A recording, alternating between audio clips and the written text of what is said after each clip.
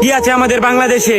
না আছে একটা ভালো ক্রিকেট টিম, না আছে একটা ভালো ফুটবল টিম, না আছে ভালো এডুকেশন সিস্টেম, আছে শুধু একটাই বিশ্বজয় কুরআন হাফেজ।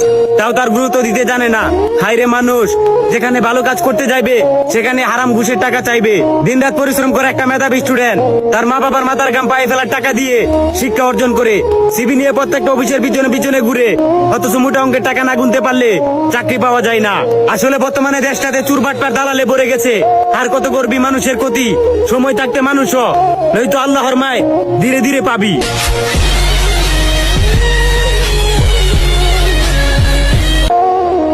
বাঁশের চেয়ে কঞ্চি বড়, ধানের চেয়ে বড় খই, নেতার চেয়ে চামচা বড়, তাহলে মানুষ বিচার পাবে কই?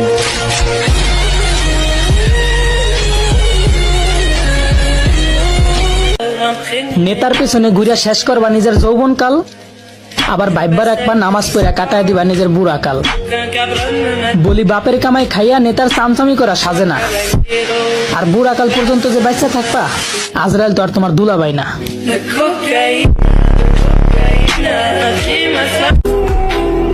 আস্তাগফিরুল্লাহ, আপনি ভাবতেও পারবেন না এই ভিডিওটা শেয়ার করে দিলে এই আস্তাগফিরুল্লাহ যদি একবার আপনার শেয়ারের কারণে যদি একবার কেউ পড়ে, তাহলে আপনার জন্য তওবা হয়ে যাবে।